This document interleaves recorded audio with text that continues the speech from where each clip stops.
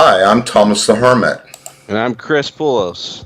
And we're here to discuss where did we come from? This kind of messy situation with Catholics that are Democrat and pro-choice, or they don't think it's that bad, and there's like these bishops that are, well, we don't want to be divisive. Let's just leave that baby killing alone. Let's talk about the poor and social programs.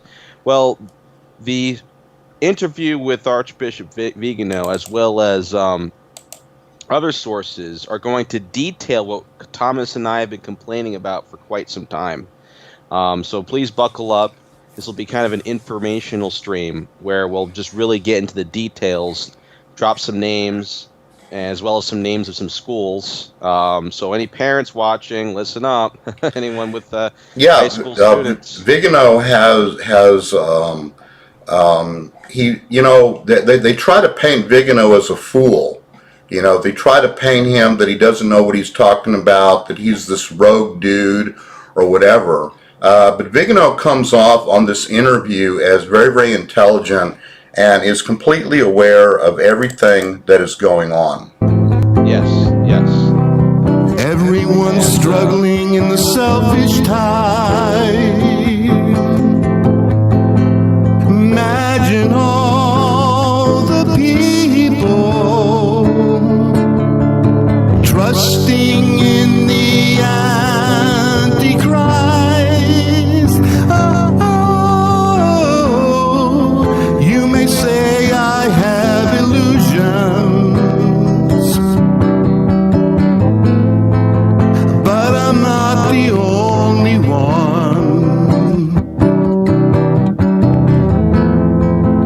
I hope someday you will join us to stop the NWO.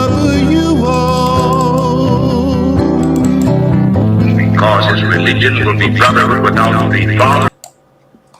Okay, so let's begin to unpack this, and I'm going to go off and I'm going to read a little bit of the transcript of Vigano's letter. All right, let me set it up just a little bit.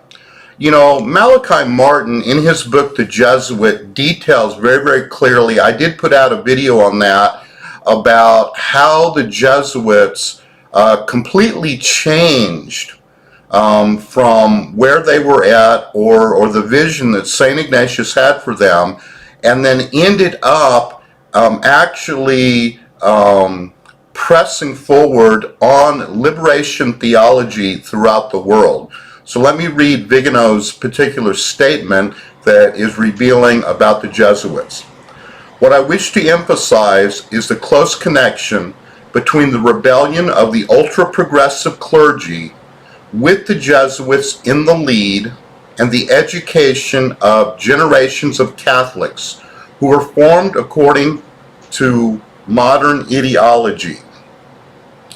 Okay, so there he's talking about the involvement of the Jesuits and how they began to already, you know, this has been going on before Vatican II.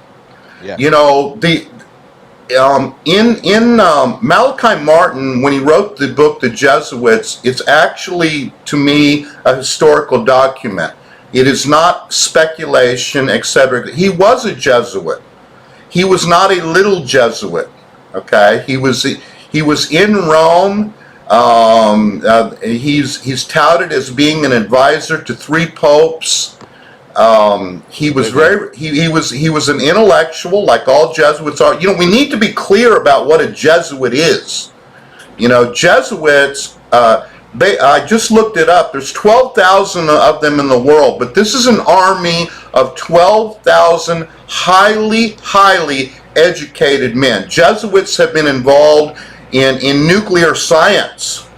You know, Jesuits have been, you know, there was a Jesuit who walked completely over the length of communist Russia to detail what was going on in Russia. There was a Jesuit that was part of the Japanese government There have been Jesuits that have actually been a part, if we talk about, different South and Central American countries where they actually became in charge of those countries. Jesuits each Jesuit is a powerhouse within himself. That's the power of these men. And I just looked it up recently. All the universities and high schools that are throughout the entire world led by the Jesuits. All right, you're talking about 12,000 men that have their tentacles in countries all over the world, in universities, major universities, Boston College, Fordham University. The list goes on and on. There are 23 major universities in the United States that are run by the Jesuits. Now, if we begin to also talk about other things, but I'm going to let Chris touch upon what's going on with the education and the Jesuits. Right, you telling me about the Jesuits and then how this has been going on really reminds me of Archbishop Fulton Sheen, and it kind of puts it in a different light how he would always talk about psychology versus the gospel, and the Jesuits being the intellectual special forces of Rome and them being co-opted by progressive thought really makes a lot of sense. So if we deconstruct from where we are now backwards, this stuff from what it seems like started in the 60s. And what was going on in the 60s? We had all kinds of new social, economic, and political theories, many of which were affected by Marxism, but also psychological theories as well as to how the human subconscious works. Carl Jung was getting that, up there in discussions. And of course, you had, the hippie movement, which is actually connected to the CIA, and a lot of smart people behind that. So this whole idea, peace, man, it's all just, peace, don't look over here, there's no communists behind me, man. Hey, love and peace, free love, peace, man, free love! Is that Che Guevara back? No, that's just me, man. I'm just, don't look behind me. So... Don't mind the AK-47 behind me. Right. We always have this tension, and I think the biblical fundamentalists really failed to try to know how to counter this. Where the fact is that we need to always, as Catholics, especially these hierarchical people like the Jesuits, need to look at the world and need to challenge it and need to say, how does the gospel fit in? But what seems to have happened from what I've read, and it matches up with what happens in education, that these intellectuals thought maybe there's so much merit to this progressive stuff that this can be completely incorporated and we can make, maybe this is like the second coming. Perhaps this is the second coming of Jesus, and these ideas are a precursor to utopia or something along the lines of that. It just seems as if they're very, very excited about all these ideas, and that's why you hear either mum is the word on what about all this abortion stuff, or what about these Democrats, and then when you talk about a social policy that involves, feeding the poor, or maybe having more unity, and they're suddenly their eyes light up. Suddenly they wake up. Suddenly, they wake up from the slumber. Oh, what's that? Someone say social policies? Did someone say psychological theories? Oh, wow, let's do this, And it has been kind of whacked out. Tradition is they're not very interested in. In fact, they downplay it. This explains why we have Joe Biden, right, and Nancy Pelosi, and over here Governor Phil Murphy. These people that are all about liberal policies and not so much on the moral stuff. It's just all about, it's the new age of Aquarius, man, and we have the ticket. If it started an educational system and the Jesuits were involved in that, and Thomas just listed all these universities, then this makes perfect sense. There must have been a synonymous thing happening there. And why the silence? Why were these ideas not challenged within lay Catholics? Yeah, I am not old enough to be a hippie. Okay, Chris. In 1970, I was 8 years old. But as a child, I did grow up within that culture. All right. When I got my first radio, we were listening, like Blowing in the Wind or things like that. You know, the first music after post-Vatican II that was used in the Catholic Church that was not of the traditional format was folk music. There was a particular composer at the time. He wrote different songs, and they were all folk music, and so guitars broke into the mass, onto the scene. Now, this is not a discussion about liturgical music. It's rather a discussion about the cultural aspect of what happened. Now, what was happening in the folk music scene at the time? See, the music of the acid rock and stuff like this came later. The formation of the hippies came through folk music. Folk music became very, very important during the times that preceded. This was before, and in conjunction with, the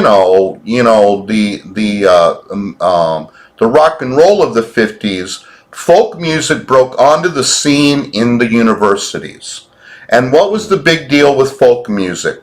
Folk music had all that stuff in it about social justice. Right. All right, it was imbued with it.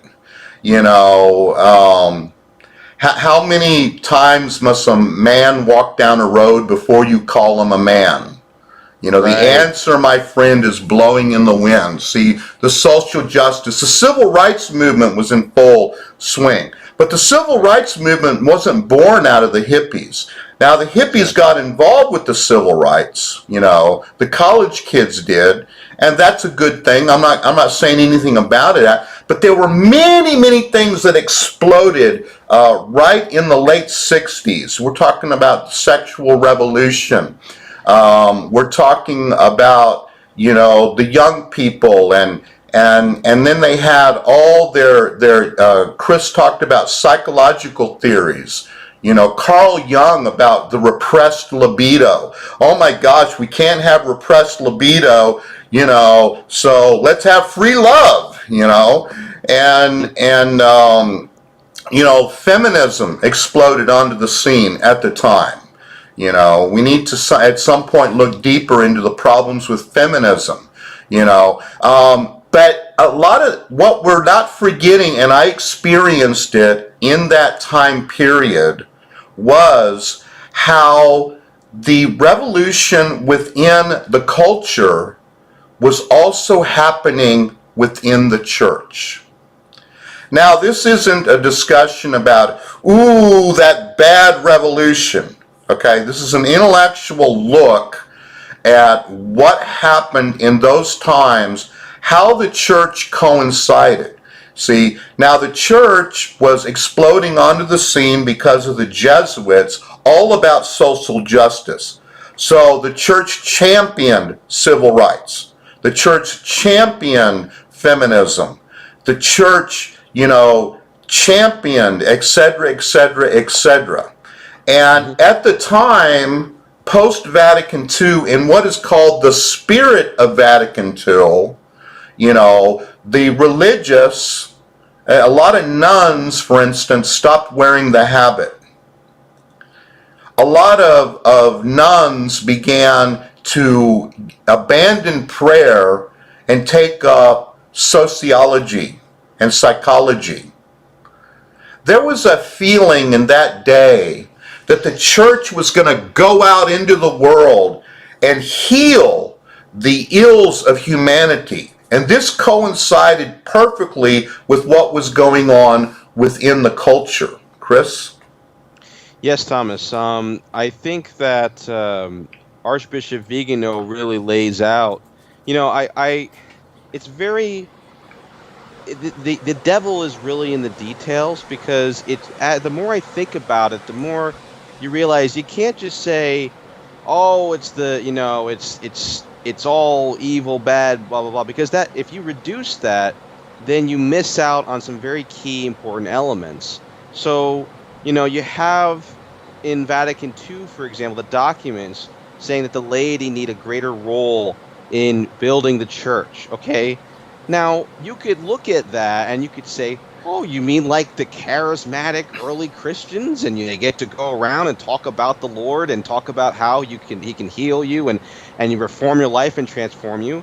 Or you can look at that and say, like many of, unfortunately, of the other people's, that it's not like the Rome directly said it, although a lot of complicit stuff and hint, hint, wink, wink. But you can also look at that and say, oh, you mean like this Sigmund Freud guy, and maybe we could have, that Karl Marx guy. Well, if we're going to do that and we're going to listen to the laity more, maybe all these ideas that are coming out from intellectual land are completely perfect and synonymous with Christianity. I mean, Jesus didn't say anything about communism. I mean, what's the matter? Well, right? I mean, it's all about, taking care of the disenfranchised people. Of course. So, and not only did the church, this is an important element, not only was the church like going along with all these, the cultural revolution, the church, through the Jesuits, had been a big part of engineering it. Yes. Because the universities had all these young people, and who was educating them? The Jesuits.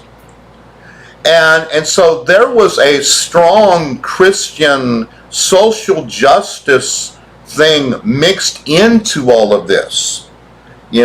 At the time, I had a little peace sign. I was an 8-year-old kid. I had a little peace sign that a seminarian had made for me, out of a welder, and it hung around my neck at the time. We kind of all thought, the hippies were like really cool, that they were all about love, and that they wanted peace in the world.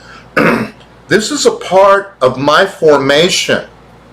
But if you want to say to yourself, well, poor dude, you need to think for a minute, because even if you didn't grow up in that time, you have been formed by it too.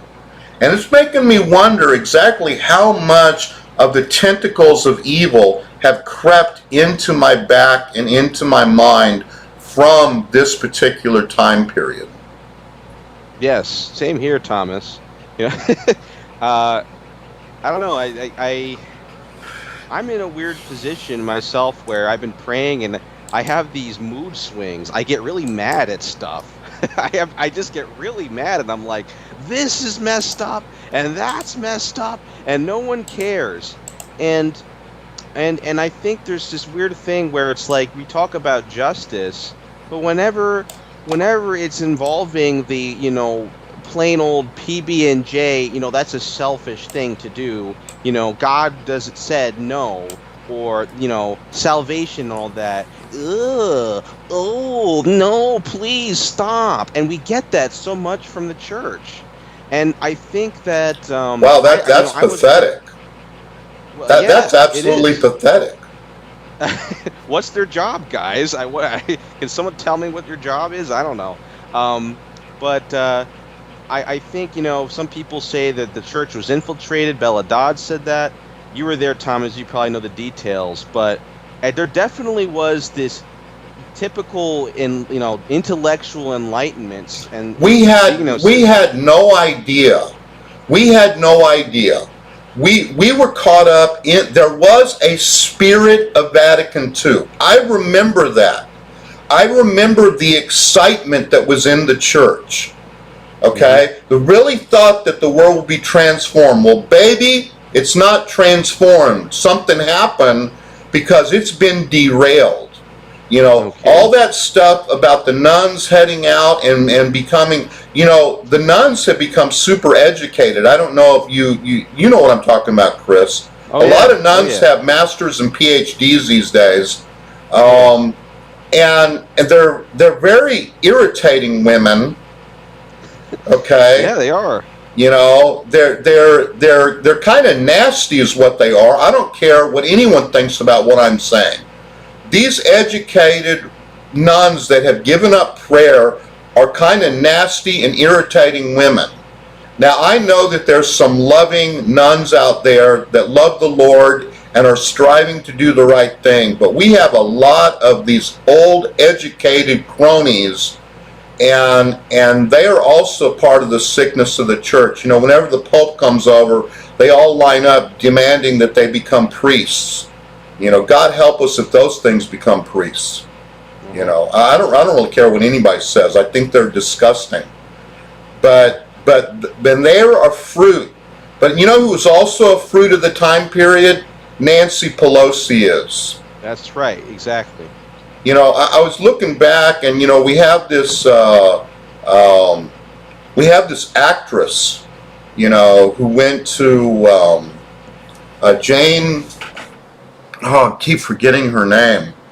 Hanoi Jane, and she was over there in Vietnam, and she was talking badly about what the U.S. was doing in Vietnam, et cetera, et cetera. And I mentioned this to Chris earlier. You know, it's kind of weird.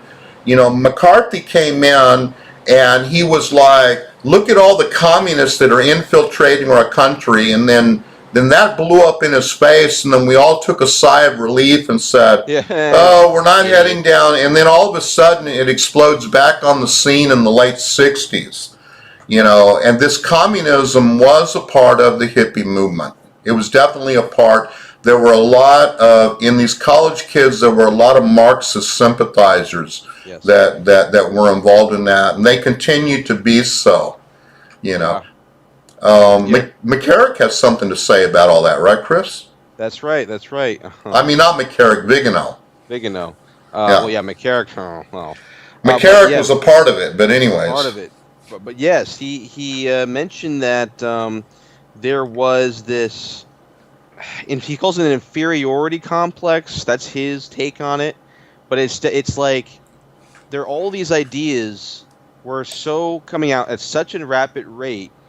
These people, this is what he says. I don't know the truth. Who knows how actually, there could be some, whatever. The point, whatever reason they were thinking in their head, they definitely took this approach of all these ideas are so amazing and radical.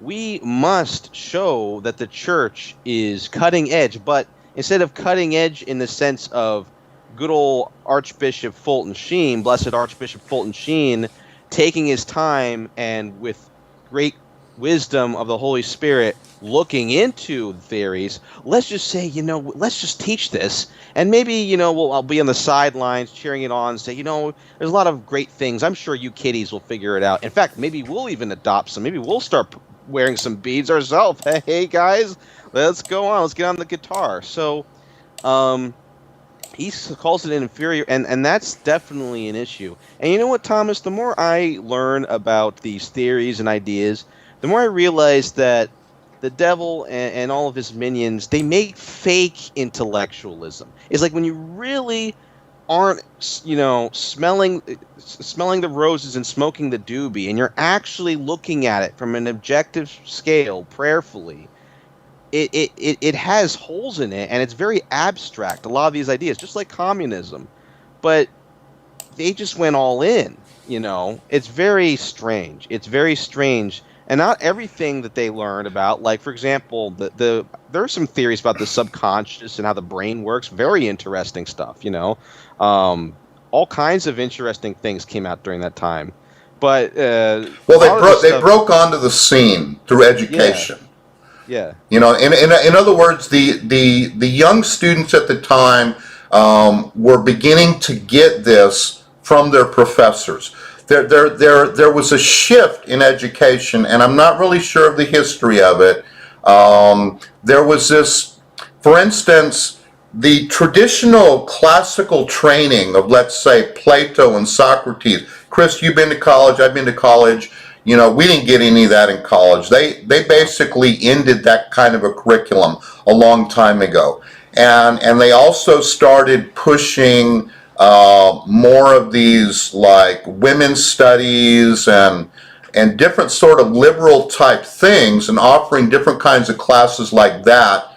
And they kind of moved away from intellect to almost feelings. Yes, the oppressed, these oppressed people over here, this system is bad. That's what I usually get. Yeah, the Indians and and of course the feminism. You cannot go into a classroom today anywhere. We're talking all the way from kindergarten to to PhD level studies, and not be bombarded with some form of feminism. Yeah. It is everywhere. And this all started back then. And you could basically, and Vigano is talking about this in the interview. I'm going to leave a link to the interview in case anyone wants to read the transcript. You will find it very, very informative. We cannot encapsulate everything that Vigano is saying because there's so much there. This is one of the most intellectual things that he's put out to date. Yes. I would suggest to the viewers definitely take note of the big events, like, for example, the Land O'Lakes contract. So, people need to be red-pilled. We need to spread out the red pills on the Catholic schools already. There are so many people that still think to themselves, Catholic, therefore nice, nuns teaching about God. But actually, it's literally Catholic in name only, because they actually signed a contract which makes them secular, but they keep the dang name on there. So it was called the Land O'Lakes contract. So, some people need a bunch of Jesuits colleges got together and they said, we don't want to be under Rome's authority anymore. We want to teach whatever we want to teach. That literally happened here in the United States. They literally came together. Vigano points that out in his interview, the Land O'Lakes Agreement. Right. So if you have a college that isn't, obeying the magisterium, then on top of that, you have bishops who seem to be already doing that in their own ways. And then you have all these. But our bishops were also formed by these Jesuit colleges. Right. Exactly. So that very good point, Thomas. So there's that happening. Seminaries, I'm sure, were affected. So then you have all these ideas, which everyone's so busy trying to figure out, all these new intellectual stuff. So essentially, they're just regular universities. I don't really see many hot iron poker Archbishop Fulton Sheens out there, trying to keep things in order. No, it's just all systems go. It is not Catholic. It just isn't. Yeah, let's talk a little bit more about the Jesuits. He talks about Father Pedro Arrupe. Okay, Father Pedro Arrupe was the general of the order that actually led these congregational gatherings where all the Jesuits, the Jesuits that have authority get together and they talk about what the religious order is going to do. Well, they had one of these, and they basically threw out a lot of the tenets of the church at these particular congregations, and then they forwarded their liberation theology type approach, and they made that the way that the future Jesuits would be. So they actually deconstruct. This all happened before Vatican II. This deconstruction happened, and then Vatican II came in, and they were, of course, a part of Vatican II. Vigano talks about the fact that, this is very interesting, that the Pope gave up his power, that the bishops gave up their power to the theologians, and the theologians gave up their power to the desires of the people, but the people were formed by propaganda. So we have this, we're talking about this breakdown of authoritative structure. It makes me, kind of think I can open up a whole can of worms, Chris, if I were to begin to talk about, well, if all this authority has broken down and no one's leading, who do we follow? Right. Well, we're kind of, and I guess that's the abandonment that we're feeling today, in a sense. What do we do? I'm still stuck in this vibe that I'm still Googling stuff. Wow, like it's like some old dusty tomes. I'm like Gandalf in Lord of the Rings, just dusting the tomes of these like 3,000-year-old books. Reading about Socrates in detail and St. Thomas Aquinas, and the more you tap in, it feels to me exotic. It feels literally like like this is really cool because... It's deep, isn't it? It's very deep. I'm going to interrupt you, Chris, because Sure. If a lot of people are not aware of reading the classics, when you are going through an educational process in today's universities, and you're kind of getting, this little taste of everything like that, and you're thinking like, is this all there is? Right. And then you go up and pick up something like John of the Cross or something like that, and you go, oh my God, I mean, this was what my mind was hungering for. What is this, watered down crap I got at college? It's just nature pouring a void. It's all pride. A lot of people come out, they learn some stuff when they get into this thing, and they think they are at the top of the mountain. And now, like you they have no idea. They have no idea of the depth that is missing from their thinking. Joe Rogan's taking shrooms and acid and DMT, and I listen to him, I'm like, what the hell are you talking about, dude? You sound just like some kind of typical hippie. You don't, it's nothing, oh yeah, we might reincarnate, and the trees got to take out the environment, take care of it. Even that stuff, even the hard sciences have been watered down. So everything is just all just floofy, let's just say we're smart. But once you actually get to how does this all work, well, that's what the professor told me. Aha. Maybe they're doing the same thing that the church had done. I was banging my head up against the wall thinking, why does the church have such bad music? And you hear, the Protestants, every 5 or 6 years, they come up with a new genre and their music. Some of it breaks out, it's very beautiful. And we're like sitting back, still playing, the answer, my friend, is blowing in the wind at Mass, and then it's kind of like, well, where's the depth? Yeah. Where's the great, transmission of truth?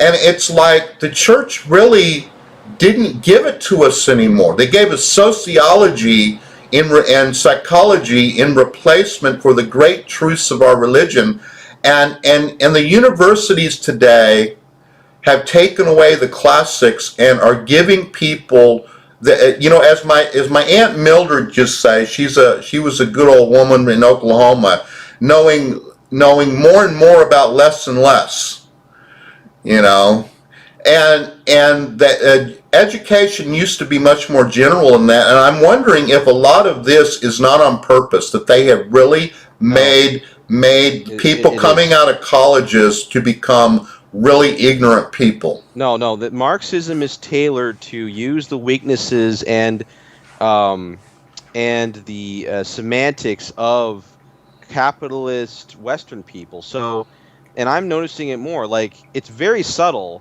They don't get rid of the whole get a degree, learn a lot of book smarts, and learn your facts and figures to become to become a functioning member of society, a good citizen. That's a Marxist term they like to use a lot. But when it comes to the actual critical thinking, when it comes to a rational, direct understanding of truth, not based on just mere who's oppressed. What is the data? I mean, like, what is logic? Is this logical? Is this compassionate? Somehow that's gone. It's like it disappeared. It's not modern, Chris. I'm sorry. It's not modern. You're backwards. Right. Let's not talk about Plato, Socrates, Thomas Aquinas, the history of the church. Let's just talk about, and that's what modernism is. And we've all become familiar with that word. I'm going to read something that's very interesting. Okay. All right, we talked about the Jesuit flowing into the council, which served as a premise not only for the 68 revolution in the political sphere, but also for the doctrinal and moral revelation in the ecclesial sphere. Without Vatican II, we would not have had the student revolution. That's Vigano. Wow. Without Vatican II, we would not have had the student revolution that radically changed life in the Western world, the vision of the family, the role of women, and the very concept of authority.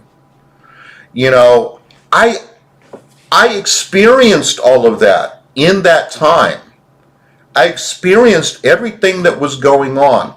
We all thought that a new world was going to be emerging at that time. But what are we hearing today? How come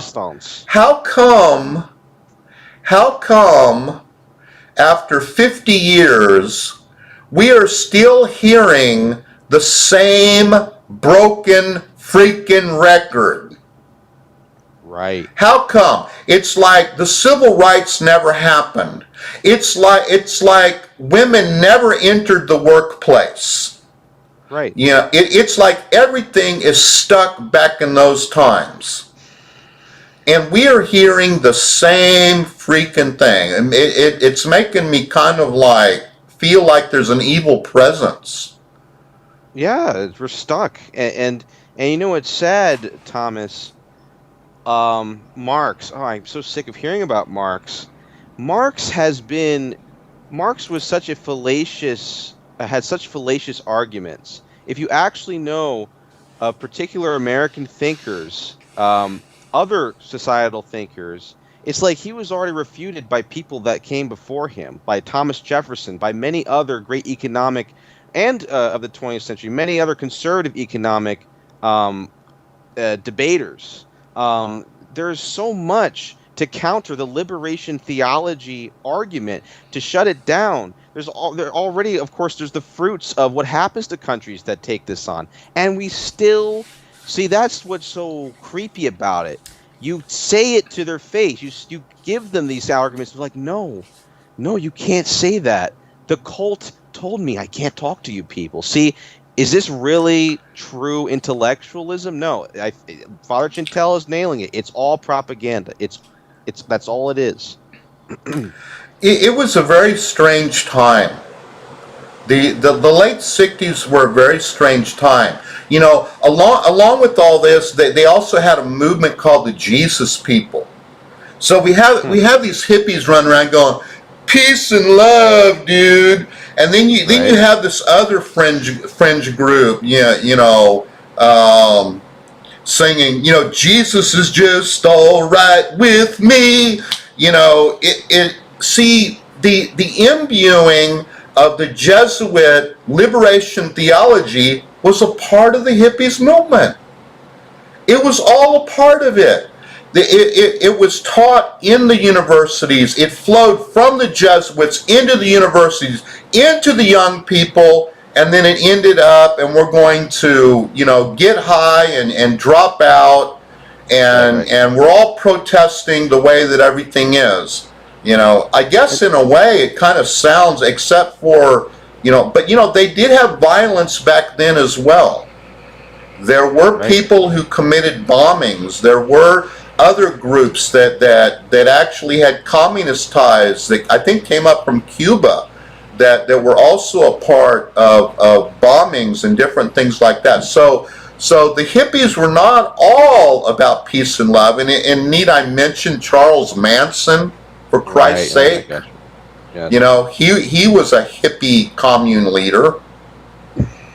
And then there were the drugs. I mentioned to Chris, the hippies died after the Summer of Love. And I haven't heard have you heard any historical context of that? To me, the historical context is they were so busy in hedonistic lifestyle that they destroyed themselves. Well, I've watched this movie Fear and Loathing in Las Vegas, which is a critique of ex-hippies. And they basically, and I was surprised, this is a Hollywood movie, they basically critique hippies and how it really amounted much ado about nothing. And you know, it's easy to be philosophical when your head's full of drugs, and then you wake up and the drugs are gone, and you know you were Well, just full there of drugs. was the real world, and then in the end, they all sold out to the establishment.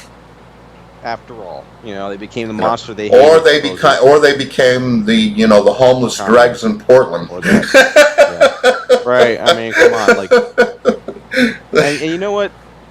I don't.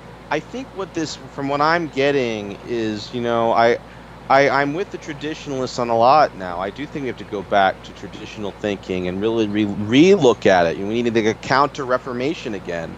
But I don't think it's like the Vatican II.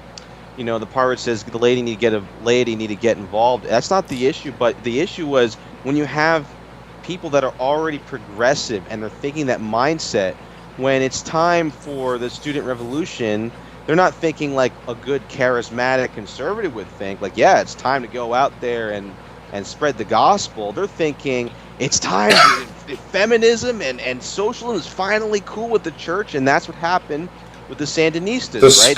The spirit of Vatican II exploded into the culture. The spirit of Vatican II. I cannot believe as a good Catholic, I hope I'm a good Catholic, but I can't believe as a Catholic who understands Orthodox thinking that Pope John the 23rd was trying to mislead us. I can't believe that. And I can't believe that the Council of Bishops wanted to mislead us. I really think that in some sense the council was hijacked. You know, I'm not against the council, but something happened. Something happened within our culture. Something happened, you know, within the church at the same time. At the same time. And behind it all was these Jesuits pulling the strings. Pulling the strings. They are very, very powerful. The Jesuits have been using education for the good of the church for hundreds of years. Their educational system was used to create Western civilization. Now their education system is being used to destabilize Western civilization, and that is continuing what we're seeing. You know, when I see a group like Antifa, anti-fascists, and I see the fervor of those kids, you know, that they really believe what they're doing. They really believe that anyone who thinks that there's a role for women, that would be me, and I'm not talking about antiquated roles. You know, there's a basic role for women to be mothers. If anyone can't sit, but they don't even believe that. And if they continue to believe that there is rampant racism when it really doesn't exist, and they continue to believe that anyone who thinks that there's not 67 genders or whatever, that there's really only 2, and that you are an evil person because you believe these things, and these kids have really been taught this by someone. Right. They were taught this. No, they were. And you know what, Thomas? I remember, all right, I may not be the guy around the hippie generation, but I am the guy around the millennial generation. And I remember gender theory, the new gender theory coming out when I was in Duke. It was just at the cusp. The trans thing was starting to come out. And I remember being in a course where they were doing this whole, and I was like completely dismissing it because I'm like, oh, that's interesting, but you know, that's just an interesting little thing to talk about gender. But they started doing this thing of gender expression may not exactly be the same as your sexuality, because there are, you know, say tomboy women, more, you know, assertive women. There's men that are more sensitive, and they also they always would use this one where like they're in this particular Indian religious sect where there was a third gender, kind of. I mean, it was very reaching because most of them are men, and it was kind of actually a religious ritual, which had more to do with transcendental, masculine, feminine, God thing. I don't know. It probably a lot deeper than the way they were putting it on, but So there are people that have like their actual theories that are very complicated. Now they're gobbledygook. They They're are very very well worded. complicated. They're extremely They're very well, complicated. yes, they're very well worded gobbledygook. And there are people. There's the trans thing, yes, the gender dysphoria. They try to use that, but there's this other thing called non-binary where it's like, Non if what? non-binary. What the? So we're going out into the fifth dimension, What man. the? Put on your tinfoil, Alex Jones. We're getting serious now, okay? So if, Thomas, you feel like in a particular way one day you feel more kind of like a different gender, like, I'm like a man, but I'm not completely like a man. And I also kind of feel like an alien or maybe like a werewolf or whatever. You can make that a gender. You can actually make a gender for Thomas the Hermit, where you don't even have to do any surgery. And this is what's trending. And so they're taking personality types and just how the imagination can work. And I'm not joking here. I mean, I'm not playing you. It's all over.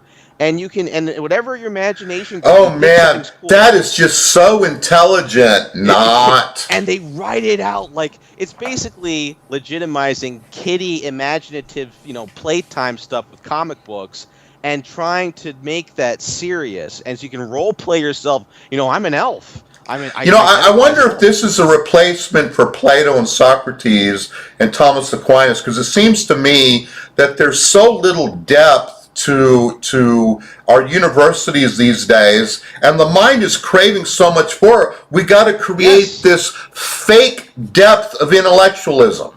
And of course, it's a hit with the kids because kids have imaginations and they're bored. And now you're telling them that you can identify, and you're not giving them anything good, anyways. Right? It's actually happening. They now are kids identifying with a deer or a part this or that because it's almost like the shamans, And some of them do get into shamanism. You get all the nature. You're going to shamanize with the deer and the bushmen.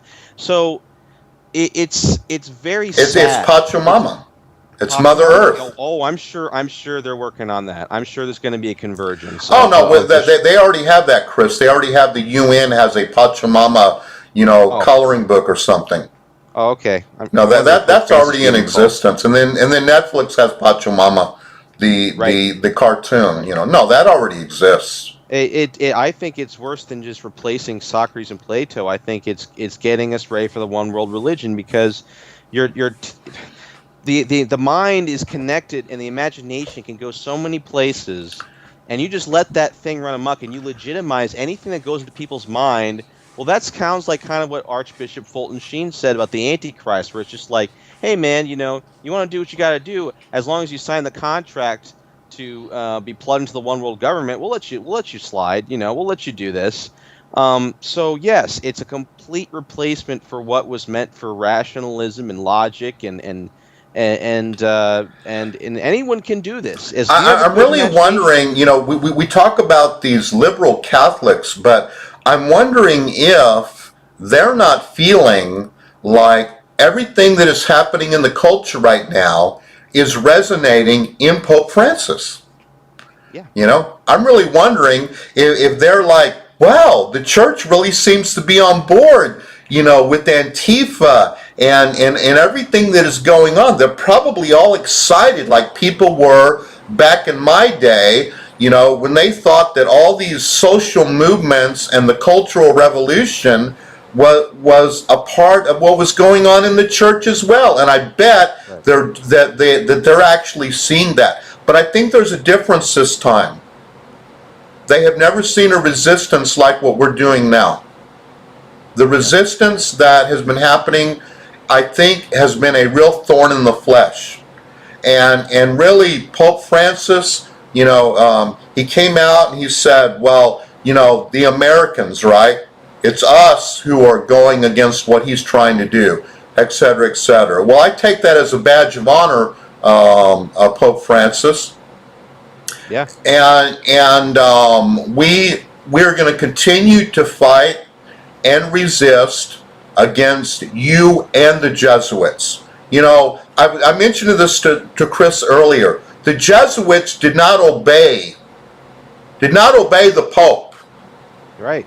They did not obey the Pope. The popes, 3 different popes tried to rein them in. Father Rupe, who was the head, was actually removed from his position. But according to Malachi Martin, the guy that replaced him continued to lead the Jesuits in the same direction. You know, they all knew that they were going against the Pope at their time. These men took vows to serve the Pope. I don't know if you knew that, Chris. The Jesuits have, the leadership of the Jesuits have an extra vow of obedience to the Pope. They are supposed to be the Pope's men. They are called the Pope's men. In fact, the general of the order is actually called the Black Pope, because the general of the order wears black, and the white Pope is the Pope of the Church, who wears white. And he's actually affectionately called the Black Pope because he wields so much power in the Church. Wow. At one time, the Jesuits were actually removed from the Church. There was a time in history when they were not a part of the Church. I almost feel like they need to be kicked out again, because they have really done something really evil this time. They continue to take it down. If you want to check out what the Jesuits are doing, there's a rag called The American. It's online. The publisher is Father Martin himself. Oh. You know? And if you want to find out what the Jesuits are doing, you can go read The American, because they run around and they condemn us in The American. They condemn us, all this condemnation of us that we are, and Bishop Barron is on board with that too, calling us traditionalists. We need a petition that thing should be called the Mandarin. The Mandarin? Yeah. What's that? I am very offended. Very offended at that title. The American? Maybe the Soviet. Oh yeah, the Mandarin. Okay, there you go. Yeah, oh yeah, and Vigano talks about the connection between McCarrick, China, and Biden and China. You know, there you go. There you go. A lot of work to do, folks. A lot of work to do. A lot of prayer. Now, the reason that we did this show is because we need to wrap our minds around the reality of how this has been happening to us. How this has been happening, just how it continues to happen, what were the seeds of it, and where it came from. And both Chris and I know that we're not doing this topic justice. I will leave a link to the actual interview, but it is good to hear Vigano. The point of this show is that Vigano has tied the Cultural Revolution to our current time period, and how the Jesuits were involved in it, and the Jesuit education system. Not only the Jesuit education system, but you know, the great Notre Dame has also fallen by the wayside. You know, all the Catholic institutions have pretty much fallen by the wayside. There are probably a few pontifical universities, but that doesn't matter anymore. Like the John Paul II Institute, you know, whose agenda was completely messed with by Pope Francis, who set it up to investigate Amor Laetitia and to expand the message of Amor Laetitia, which is just more of this transgender gobbledygook mess that we're in. Chris, you have something else? Yeah, I think we also need to be very outspoken about education. That's where all this came from. You know, there's some good passages in the Bible where it's to say to set a guard over your mind and your heart, discern the spirits. What happened to that, man? You know, you can't discard the basic gospels for your own imaginative process. I have to struggle with that. I get hit by all kinds of, like, sometimes I'm like, whoa, I mean, you know, I guess this might be spiritual warfare, whatever it is, or sometimes it's just me and I daydream. But you got to be careful with your mind. The mind seeks, the human mind, especially if you have, you know, you're the intellectual type, can go places, and before you know it, it's like you thought you just discovered the keys to the universe. You know? Absolutely. I mean, and that's just, But the bright side to it is with the Holy Spirit, your mind can go even further, and it's much better that way. The key of the universe, by the way, is Jesus Christ. Right. Period. Surprise. He's the rock, and they have abandoned him. Yeah. And you know what? And I'm gonna read that last little statement, which is a very frightening one, and close it out, because this was about Vigano's thing. And let me read this.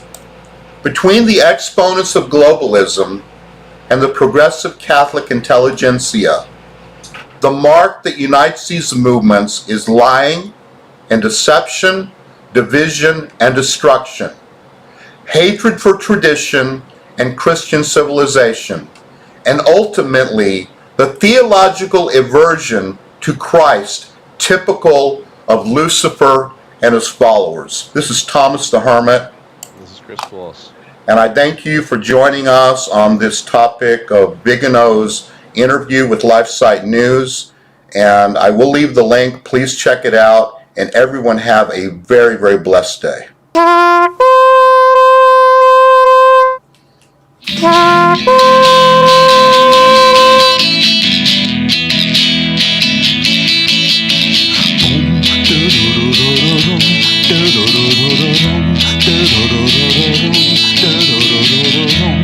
We've been wandering in the desert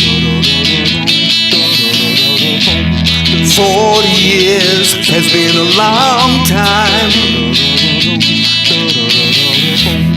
and now we are ready to listen, to follow God's voice.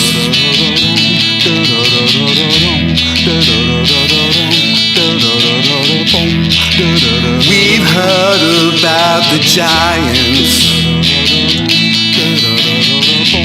and Jericho's walls, thick and tall. God told us to march around the city, praising God and singing songs. Speak against the wall till our voices become a shout. Tell the priest to blow the trumpet.